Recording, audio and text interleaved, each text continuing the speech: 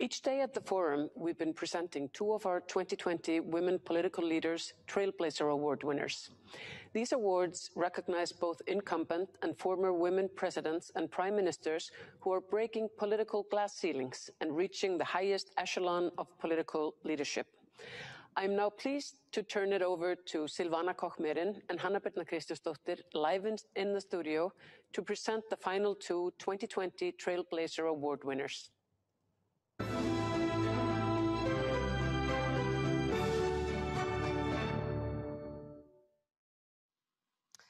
Thank you so much, Ragnar. And now we move into a section that has become part of our everyday here in Iceland, the Trailblazer Awards of WPL, where we recognize outstanding women that have broken the glass ceiling in so many areas.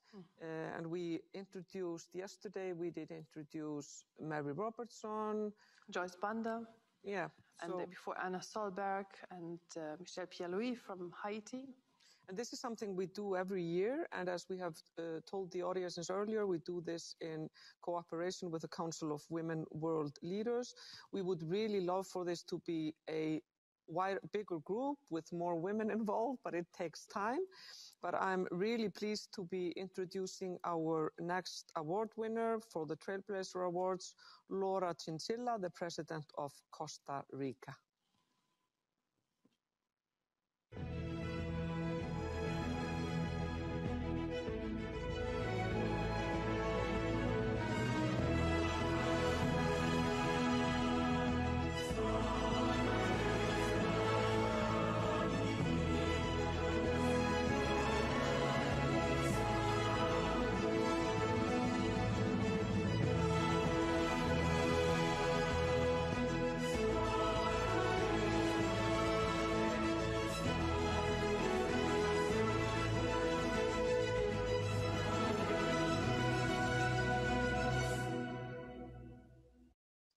I am very honored and humbled to receive the WPL Trailblazer Award, which in the past has been granted to female political leaders from around the world.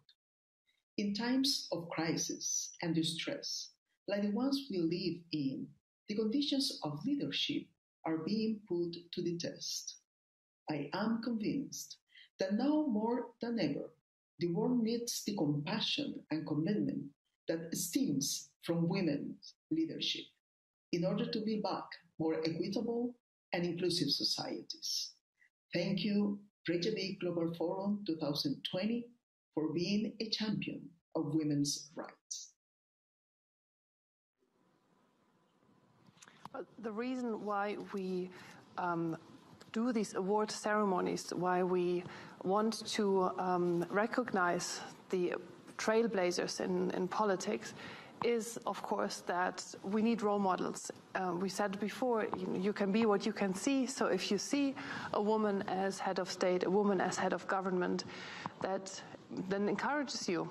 And for example, my daughters, who are teenagers, they have always seen Angela Merkel as the head of government in Germany. So for them to think it's not possible that a country like Germany has a woman running the country is just not part of their reality. So it's absolutely crucial to do this.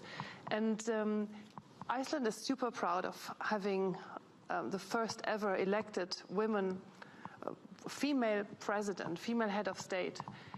But the fact that she's still alive is wonderful, of course, yeah. But it just also shows how recent of a phenomenon it is that women get to these highest echelons of political power, which is quite a crucial thing to remember, because we do need to speed up things. If we go at the current pace, it will take another couple of 100 years, according to the World Economic Forum's data, until we get to parity, that as many countries are run by women as are run by men. So we continue giving awards to those trailblazers to encourage women to step it up and to take the seat of the table, because we need them there, we need them to decide.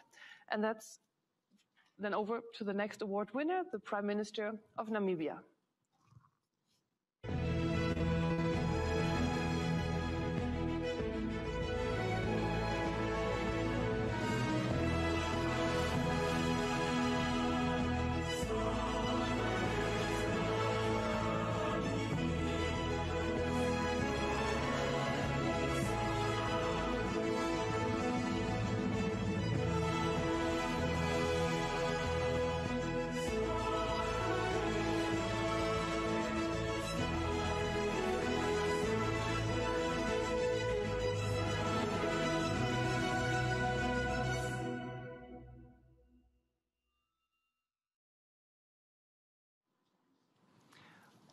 this is amazing. We have really women leaders from all continents this time to be awarded with our Trailblazer Award. We have already mentioned it, but let's mention it again.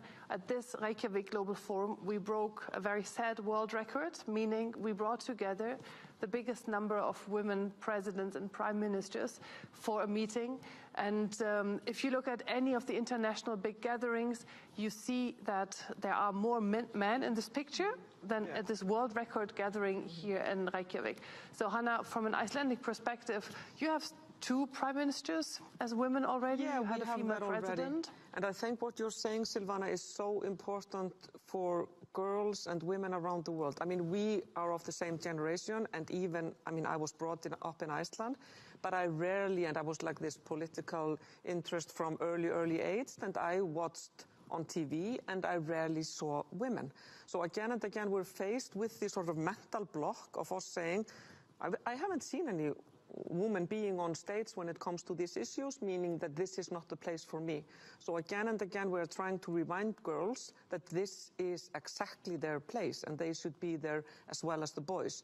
So I think recognizing that is super important for girls, and we need to do it because, again, as we mentioned in the day before, when people close their eyes, they see men as leaders. But I also think it's vital, and this is why we have been celebrating the partnership that we have with the Council of Women World Leaders on this, is to cherish the ones that did this before us.